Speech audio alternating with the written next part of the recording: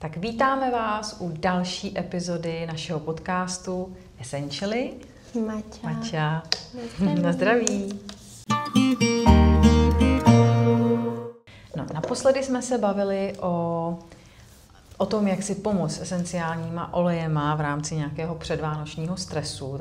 A pak jsme to vlastně, se to i zváhlo k tomu, že je jedno, jaký je to stres. Nejen před Vánoci, ale vlastně celkově stres. Stresový období, přesně tak. A už jsme vám rovnou slibovali, že vezmeme Vánoce jako takovou tu pohodičku na pohodu v té další naší epizodě, což tak je. Protože už jsou tady všude kolem nás, vlastně kam jdeme, tak tam jsou Vánoce. Takže to cítíme ve vzduchu, že?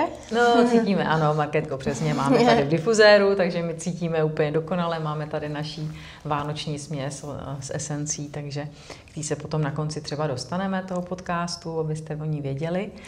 Takže bychom to dneska pojali jako povídání o vánočních vůních. Ano. Což rovnou se tě i zeptám, jo?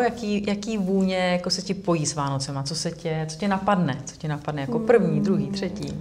Jak to máš? Perníčky, cukroví, jehličí, stromečky, ten pomeranč, jablko z kořice. Jo, přesně, úplně přesně. Já myslím, že s vůněma to máme prostě celkově spojený. Vánoce jsou prostě spojené s vůněma.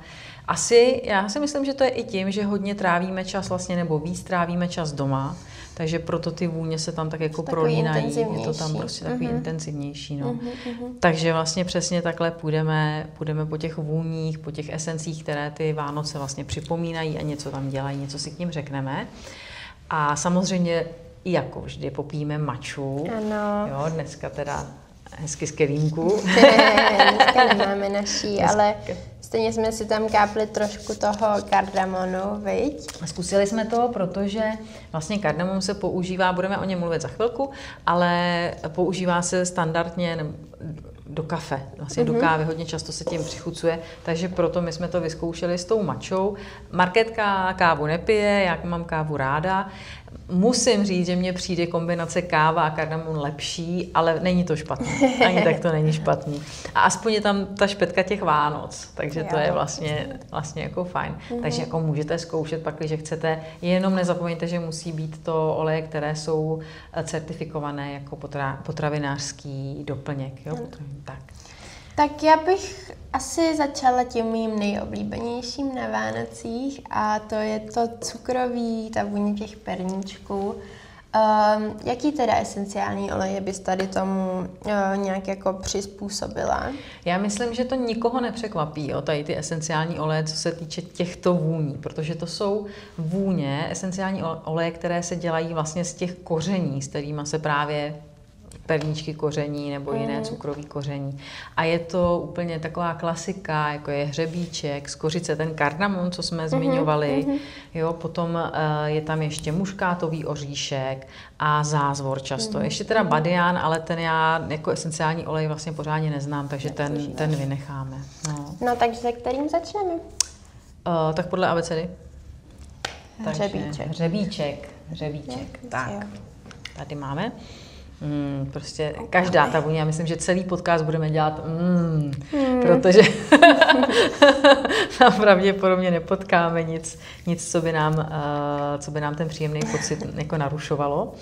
Tak a hřebíček, esenciální olej se může dělat buď to z poupat, to je ta klasika, co znáte, když berete koření, to jsou takový ty malinkatý hvězdičky na tom stonečku, to jsou vlastně poupata a přesně z těchto sušených poupat se dělá esenciální olej.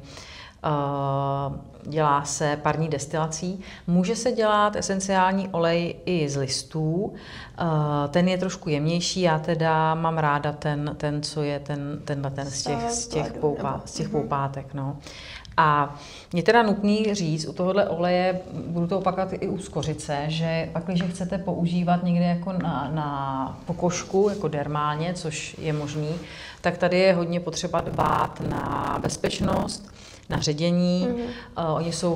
Ten hřebíček je hodně vlastně silný a stejně tak silně může působit na vaší pokožce, takže 1% ředění je maximální, který chcete používat, když to dáváte na pokožku. A je možný, že se hřebíček používá, když mám třeba křeče v břiše?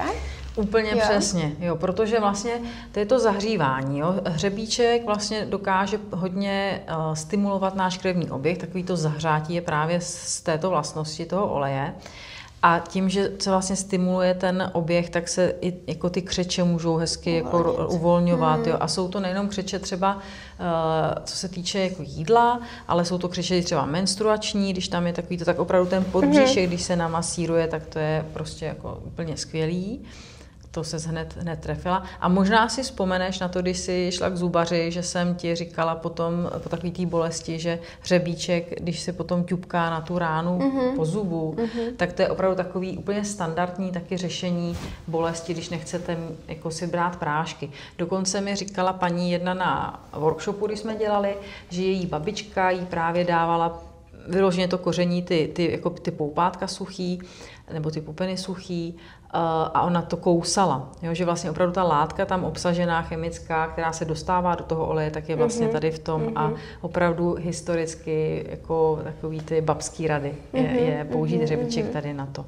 A jinak velmi dobře se používá i na pročištění vzduchu teda, jo? Protože on je hodně dezinfekční, přestože je velmi příjemný, že není to taková ta dezinfekce, nějaký savo. A když se ještě zkombinuje třeba s citronem, tak to je prostě krásný na pročištění vzduchu, úplně super. Takže hřebíček, krásný.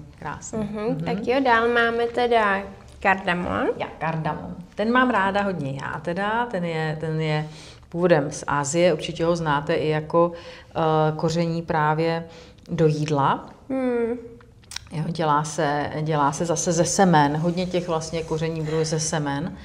A jinak ale v ajurvédě se obecně používá nejvíc vlastně na dýchací cesty, jo, což já vlastně nikdy, když člověk sahá po těch olejích, rychle hledá svoji pomoc, mě vlastně nikdy ten kardamom na dýchací cesty nenapadne, přitom se o něm říká, že je opravdu silný, pomáhá vykašlávat, jo, odhlenění, opravdu jako je vlastně asi moc dobrý.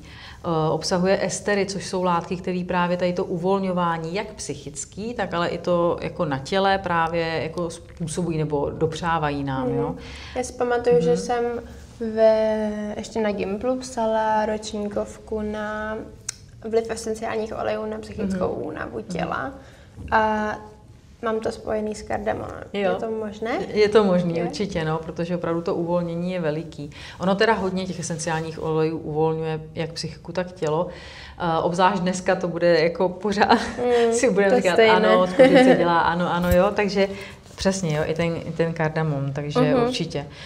Dobře se používá taky při zápachu z úst, jo, a může se právě vám stát, když jste v Asii, někde v nějaké restauraci, že dostanete právě jakoby zlomečky těch kardamonových semínek vlastně na mističce a po jídle se jako požvikují, jo, jako, že vlastně se žvíkají, tak jo, a vlastně opravdu to působí hezky, že pak nejste cítit po tom jídle. Takže stejně tak teoreticky ten esenciální olej byste mohli nějak použít, no. Pakliže to je opět potravinářsky schválený. Tak.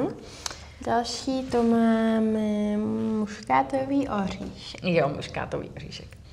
Ten je takový za mě, no, jako mám ho moc ráda. Mně se teda spojuje paradoxně spíš než s Vánoci. Mně se spojuje s vařením, protože já jsem zvyklá dávat do vaření muškátový teda květ, někdy oříšek, vlastně do kombinaci s květákem, jo, že to je prostě pro mě takový jako to. Takže, ale teď jsme u Vánoc, takže tam samozřejmě zůstaneme.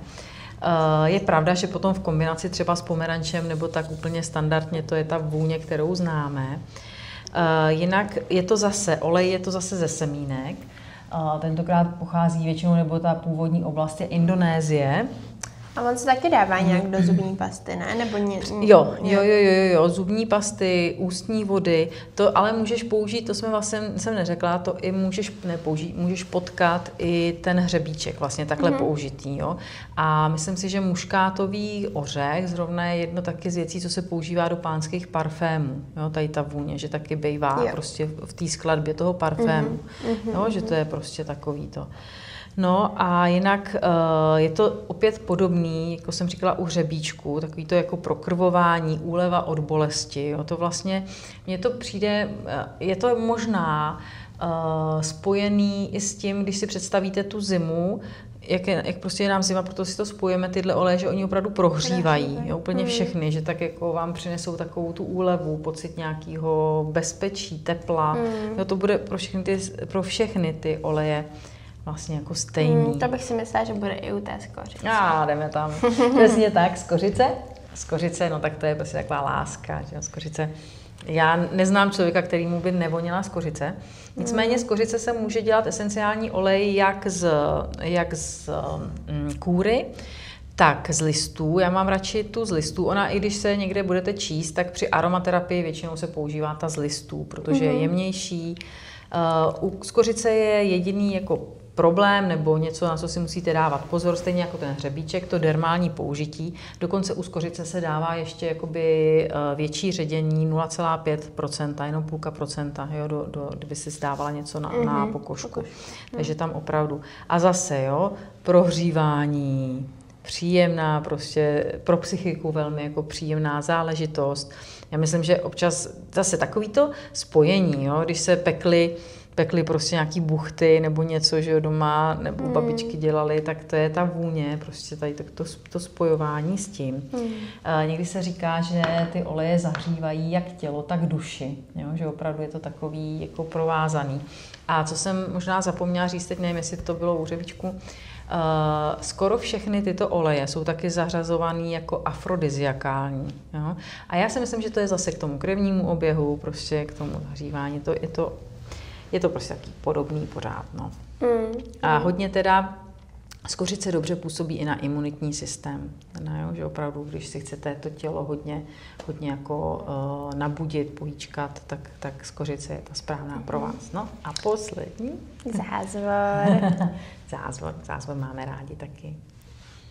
Zázvor jako esenciální olej může někomu na první chvíli si myslím jako nevonět možná. Ono tam ta citronovost tak doběhne až jako kdyby za chvilku. Jo, já teda ho mám opravdu ráda. A je krásný v kombinacích. Mě to evokuje thajskou kuchyni. Jo. On se dělá z kořene, ten kořen, on se mu říká jako oddenek. Je zajímavý, že se to nejdřív jako vysuší, ten oddenek, a potom se z toho právě zase tou parní destilací dělá olejček. Opět se používá prostě na uvolnění, zase na zažívání, třeba při nevolnostech, když se cestuje, tak dobře funguje.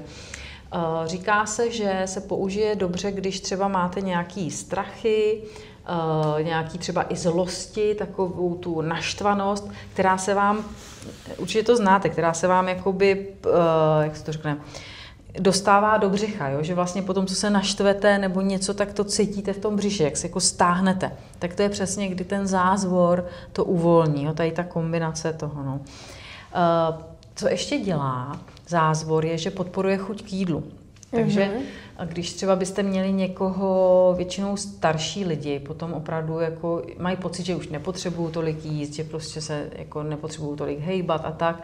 A velmi často to způsobuje potom problém, že vlastně nemají dost živin, a když se použije ten zázvor, tak oni opravdu na to jako dobře reagují. Stejně jako dobře reagují malí děti na esenciální oleje, tak stejně tak naši stařečci, jo, takže jenom se to naučit to vlastně používat, takže prostě krásný. No. A on asi i fakt hodně pročišťuje, protože já vím, že se pijou takový ty zázvorový šoty, že to je třeba jako 14denní kůra, myslím, že každý den si dáváš takový, já nevím, takový panák, prostě jenom fakt čistý zázvorový. No, to je stejný ten olejíček. A stejně tak je na tu imunitu. Ono totiž to dělá nejen na pročištění, ale i jako imunitu. Když prostě třeba pořád jsou nějaký virózy opakující se, tak tady přesně jak ty říkáš, ta kůra je vlastně na posílení organismu, takže tam ten zázvor prostě má svoje místo. No takže závěr tady našich cukrovních olejníků je, že se klidně můžeme přejídat cukrovým, protože si to pak můžeme hezky pomoct a vybalancovat esenciálními olejemi. Krásný, ano, to je krásný závěr. Ano, může to tak být. Takže když budete vědět, že jdete někam hodně hodovat, tak už si připravte k večeru tady jeden z těch olejíčků. Já bych zvolila třeba zrovna zázvor, hezky do nějakého nosního oleje, na bříško, nebo jenom čuchat a opravdu vám bude líp. Ale jako opravdu vám bude líp. Jo, opravdu to hezky funguje. Takže to bylo to cukroví. A pak jsme říkali, že teda Pomeranč je pro nás velmi jako běžná vůně, co se týče vánočního období. Takže si to ještě jednou zopakujeme? Tak, citrusům se prostě vždycky vědomě, ale to je prostě, ty citrusy jsou opravdu hvězdy, to je jako krásný. Já tady mám tři pomeranče. Já začnu teď asi červeným, jo, protože to je teď moje taková láska. Vy to bohužel nemůžete cítit, ale můžete si jako určitě pořídit. Červený pomeranč je nádherný, je lehčí, řekla bych, než je ten klasický, rovnou vezmeme i ten klasický, aby jsme to vždycky porovnali. Je takový květinovější. Jo, no tady to je pomeranč. Jako pomeranč sladký je pomeranč. Z toho cítíte opravdu, když si jako odloupnete pomeranče, tak to je přesně ono. Ale ten červený je prostě jiný, ale je úplně nádherný. Když teda se přestaneme tady rozplývat, protože je to těžký, jo, škoda, že nemůžete tady s náma jako to cítit, tak ale co se týče vlastností, tak oni je mají hodně podobný. Jo, ještě máme tady ten hořkej. K tomu ještě možná řekneme, ten hořkej je opravdu cítit hořce, kdybyste si k němu přičichli, je tam trošku taková jako grepovitost, jo? Taková ta hořkost toho grepu, ale taky jako velice, ale velice příjemný. Takže kdo třeba nemá rád tu sladkost, ale chtěl by využít těch vlastností pomeranče, tak určitě pomeranč hořký je ta správná volba. A všechny tři pomeranče opět se mohou použít krásně na zažívání. Jo? Opravdu jako, mně přijde, že my máme dneska tu epizodu prostě na zažívání, aby jsme se mohli přejíst o těch Vánocích, jo? Ale ono to vlastně tak je. No. A jinak klasika, jo? Když si dáte pomeranč do difuzéru, tak to tu celou místnost to rozzáří, naladí, prostě je to. A zase ono to jako vlastně trochu i prohřívá, jo. A plus ta kombinace přesně s těma kořeněnejma, co jsme tady měli, to je. Já určitě bych to nepoužila v létě, protože to natolik navozuje tu atmosféru těch Vánoc a toho jako prohřívání v momentě, kdy máte venku ošklivo, anebo ne ošklivo, třeba jenom tu tmu. Tak prostě to je úplně jako nádherný, takže pomeranč je jako skvělej. Nicméně, my tady máme i tu mandarinku. Ano, máme tady červenou a zelenou. Jestli si to pamatuju správně, tak to jsou ale oleje získávané ze stejného jako plodu, jenom v jiné fázi, ne? Přesně tak, úplně přesně dobře si to pamatuješ. Je to opravdu ta stejná rostlina, ten stejný plod, jenom ta zelená je utržená prostě dřív. Prostě je to opravdu zelený. Ono, když si ten olej i nakapete, tak opravdu je tady zelená, tak opravdu je zelený ten olej, jo? Že trošku jako zabarvuje zeleně. Prostě znova jako řekneme, jo, mandarinky, to je nejoblíbenější pro děti olej. Jo, prostě on má v sobě tu sladkost, má v sobě tu něhu, má v sobě prostě kvalitu toho. A tu zelenou se teda s těma Vánocema až tolik nespojím, to spíš tu červenou, že ta zelená je fakt taková spíš svěží jako na to léto. Jo, to jsem chtěla říct, je to kvůli té svěžesti, která tam je. No, ale prostě jako k tomu to patří. A to mě úplně ještě vede k takový vzpomínce, co se týče mandarinek, což ty zaplať pánbů už si nemusela zažívat, ale my vlastně jsme s mým bráchou, když jsme byli malí, tak mandarinky bylo jako nedostatkový zboží, jo. A vždycky, když někdy se objevilo, tak my jsme prostě stáli fronty na to, aby jsme koupili mandarinky.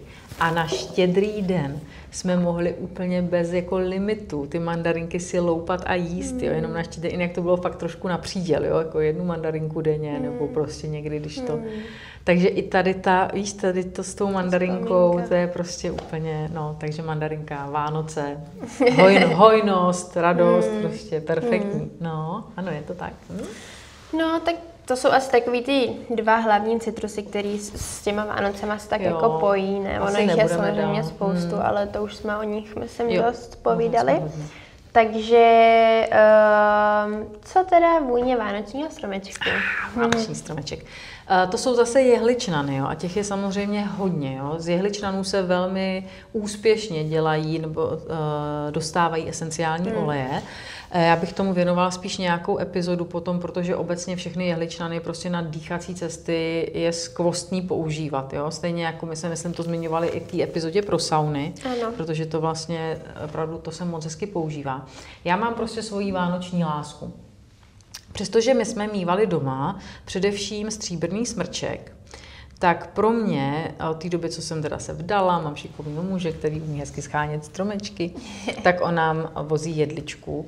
A pro mě prostě jedle balzámová, esenciální olej, pro mě je ten, který mi jako by přibližuje Vánoce. I ten, jako pro mě, i vlastně ten název je úplně výstižný. Na mě to působí balzám. Jako balzám. Úplně na prostě ale opravdu, jo, to si jako nadechnu a už jako prostě se tomu usmívám. Ono se vám může zdát, že jsme trošku praštěný, že se tady usmíváme, jo, pořád celou epizodu, ale ono, jakmile začnete s těma olejema jako být, začnete je otvírat, čichat, tak i když třeba přijdete s nějakou špatnou náladou, tak prostě ty oleje tohleto umí. A tak celkově ty vůně, že jo, to nejsou jenom oleje, ale i parfémy prostě mají takový to, jak drží ty vzpomínky a prostě takže to je prostě nádherný. Nesou to hezký. No a takže ta jedle, teda balzámová, dělá se ten olejček z jehličí, anebo třeba z těch menších větviček, z takového jako se dá udělat. A je výborná na dýchací cesty. To opravdu je krásný olej pro dýchací cesty. Zase to odhlenění, jo, takový to uklidnění, ale přesně když slovo balzám, tak je to ten balzám na to sklidnění, prostě pohodu, jo, jako úplně, já už teď to úplně vidím, jo, ten krb, jak si to prostě, jo, no úplně, jako vůbec se tady asi rozplynu teď, takže nic, jdeme dál. Dobře, takže, ale tak jehličnanů bychom měli taky spoustu, ale tady asi taky nebudeme nějak konkrétně, to bych chtělo epizodu, když tak někdy samostatnou, věď, určitě to uděláme, no. Nicméně, kdyby se vám jako nechtělo přemýšlet, míchat všechny tady olejčky dohromady, tak bychom jako vánoční dáreček mohli tady třeba nasdílet nějaké rychlé recepturky. To jsem si připravila, jo, abych jako to nevypadalo, to mám pro vás připravený. Jednu směs velmi jednoduchou do difuzéru, opravdu, když si jako vezmete jenom ty základy, mandarinku, já teda mám ten recept s tou mandarinkou zelenou, jo, protože mě tam ta svěžest, ale může být i červená, takže tam je toho nejvíc, takových jako 7 kapiček přibližně, 2 kapičky z kořice a 1 kapička muškátového oříšku. To je vlastně taková kombinace, která se hezky doplňuje, jo? Že tam je, proto je tam hodně té mandarinky, ona má ten vysoký tón a tady těch 2 jakoby koření je tam trošičku míň, ale dohromady se to hezky spojí. Tady to, co říkám, 7, 2, 1, jsou to 10 kapiček, což je opravdu na tu jednu prostě várku, když máte v difuzéru. Krásná atmosféra, jako opravdu příjemná vůně. Potom takovou věc, kterou mám moc ráda, a to je peeling ze soli. Je to vlastně velmi jednoduchý, jo? Takže proto to chci tady říct. Jo? Jenom jde o ty možná množství. Jo? Když si vezmete 250 gramů soli, himalajský anebo epsomský, záleží, co to můžete smíchat klidně, jo? A dáte tam pouze pouze pomeranč, 30 kapiček přibližně tady na to množství. A to zalijete ještě 30 ml jojoby, což vlastně není úplně olej, je to takový jako vosk tekutý, ale krásný vlastnosti, co se týká vaší pleti. A kokosového oleje, takového toho tekutýho, seženete ho jako úplně v pohodičce, třeba v DMku, a to smícháte, tak dostanete velmi, ale velmi příjemný peeling, který ve sprše prostě hezky si dáte. Budete opečovaný a ještě vonavý, jo. Úplně prostě, to je jako skvostný. Takže to, jestli si rádi s tím hrajete, tak to udělejte. No, takže to je tak, kdybyste si chtěli jako doma tak míchat trošičku, ale kdybyste si už vůbec nechtěli míchat, tak my tady máme taky samozřejmě vánoční DV esence. Taky nám něco o nich povíš? No, nebudeme... Povím, protože ty jsou opravdu jako vánoční, jsou vytažený na zimu hezky, vlastně potom je zase stáhneme z e-shopu, protože se tak vážou přesně těma vůněma. Jedna se jmenuje vánoční, to je, pro mě to je moje láska, protože takhle mě voní prostě vánoční strom a Vánoce. Jo? A je tam ta jedle moje krásná, jo? Je tam myrta, je tam kadidlo, a teď už nevím, ještě tam je nějaký stromek, teď jsem to zapomněla, omlouvám se, ale to složení najdete. A voní to za mě opravdu, my máme tady někde, a voní to opravdu za mě jako vánoční strom, pro mě je to prostě krásně voňavý. Jalovec tam je, už vím, jalovec a hřebíček. Moje ale nejoblíbenější je nádherná teda. Ale moje je nejoblíbenější ta hřejivá. Já jsem si to myslela, že to řekne. Protože tam je přesně, že jo, ten pomeranč s tou, pomeranč s tou skořicí. A to je prostě... Tam jsou všechny ty, nebo většina těch koření, o kterých jsme si jako povídali, jo. Tam je právě hřebíček, skořice, muškátový květ, no a pomeranč a zázvor. Takže to je, tam potom záleží, opravdu je to o tom, když si nechcete jakoby kupovat všechny ty oleje, tak vlastně můžete si koupit tu naší namíchanou směs a plus taky je to určitá nějaká balance mezi těma jednotlivýma olejema, aby se to jako netřelo, nemlátilo, aby to tak hezky se vlastně skloubilo do té synergie, jo. Tak a poslední máme třpitivou. Třpitivá. Ta je jediná, co není teda zahřívací, jo, přestože tam je zázvor, ale myšlenka byla takovýho spíš, když si představíte takový to svěží zimní ráno, takový, jak to tam malinko mrazí, ale vlastně je to takový to krásný, jo. Tak a tam je teda zázvor, je tam ravincara, borovice a rozmarín. A krásně případně teda funguje na dýchací cesty. Jo, nebo jestli saunujete v zimě, tak zrovna na to saunování bych taky klidně použila. No. A pak je tady jeden olej, co bych chtěla zmínit, ten tady nemáme, jedna naše směs a ta se jmenuje odlehčení. A já bych ji zmínila kvůli tomu, že jsme pořád mluvili o tom přejídání. A to je moje oblíbená směs, kterou jsme vytvořili pro zažívání. A je tam právě peliněk, zázvor, je tam greb a je tam kopajba. A já ho opravdu používám hodně často, když prostě mám takový těžší břicho, tak jenom namazat a prostě si dát, je to skvělý. Tak to mám ráda. No, takže si myslím, že jste od nás dostali spoustu tipů, jak si provonět a odlehčit během vánočního času. A co bude příště, to se asi nechte překvapit. My se taky necháme překvapit ještě se nám to úplně neurodilo, ale něco vymyslíme, protože toho je prostě spousta, co si povídat. Takže se mějte krásně a hezké Vánoce. Krásné Vánoce. Šťastná, mějte veselé. se krásně. Ahoj.